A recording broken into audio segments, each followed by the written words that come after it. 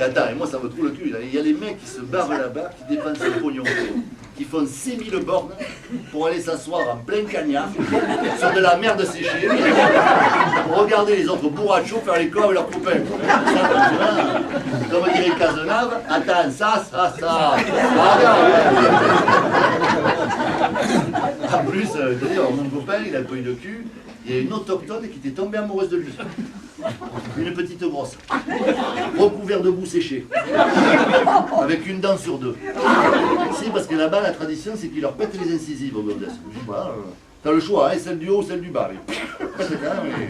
Car je sais pas si c'est pour la turlute ou quoi. Comme l'histoire, on le dit pas. Maintenant, ils leur cassent quand même les chicots. Ouais. Ça leur donne un côté moins sexy, mais plus déconneur.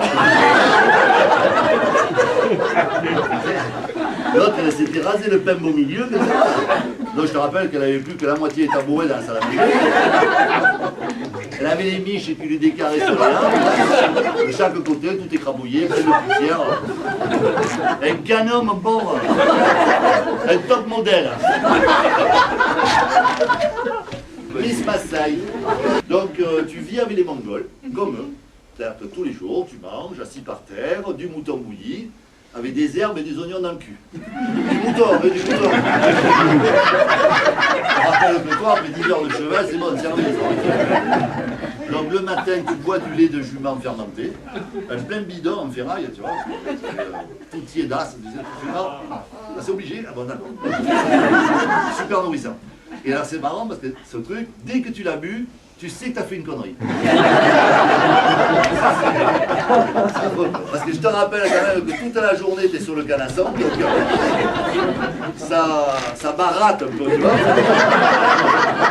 Ça gansouille. Même le mec a l'estomac accroché, tu vois là. Fin de matinée, début d'après-midi.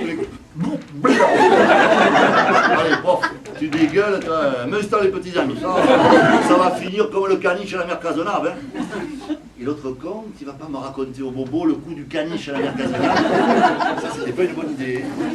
Que le caniche à la mer Cazenave, c'était la concierge du stade municipal. Et son caniche, il n'arrêtait pas de pisser dans le sac de sport à Kéké. Et en plus, à chaque fois, il aboyait dessus, comme ça, pour se payer sa gueule. L'autre, je t'explique pas. Un jour, il prend le bouilli, il chope le clébard, il y enfonce la main dans la gueule jusqu'au coude, il chope un truc à l'intérieur, et il le retourne comme les chaussettes. Tout vivant, couillon. L'autre, ça faisait une espèce de poche toute lisse, l'intérieur qui était à l'extérieur, en bas les 4 pattes qui dépassaient, tout serré. Quand on l'a posé par terre, on aurait dit un calamar. On l'entendait, il s'est barré comme ça, on l'entendait aboyer. De l'intérieur, comme s'il était loin. Mort de rire. Et là, la gonzesse qui est à côté de moi, elle est tombée dans les pommes. Et son mari, lui, s'est vomi sur le manteau. Il est guerrier pour aller faire les besoins. Pipi, popo, tu vois. Alors eux, les Esquimaux, ils vont dehors. Mais tu peux pas aller juste à côté du igloo, parce que c'est là où tu ramasses la neige pour la faire fondre avant de l'eau. Tu es obligé d'aller loin. De l'autre côté, plus loin. Le problème, c'est que si tu te casses un peu loin et que le brouillard tombe, c'est un truc pour jamais retrouver la cabane. C'est tendu. Alors eux, ils ont l'habitude, ils font derrière un mur de glace, tu vois, pour se protéger du vent. Ils posent la pêche, ils s'essuient avec de la neige, et vite ils rentrent. Fils ça, hein. Ah oui, parce que là-bas, tu restes pas des plombs. Non, ne te casse pas avec le sud-ouest.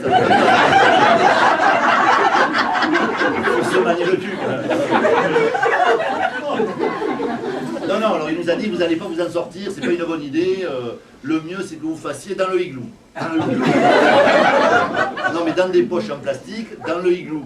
Ouais mais à 12. Ils ont beau te dire que le froid ça détruit les odeurs, ça détruit pas la vue. Hein. Le matin quand tu étais en train de manger ta tartine de phoque, puis que ta JP ou Bébert à côté de toi, en train de démouler un flan dans un cabane, c'est moyen. Faut rester concentré.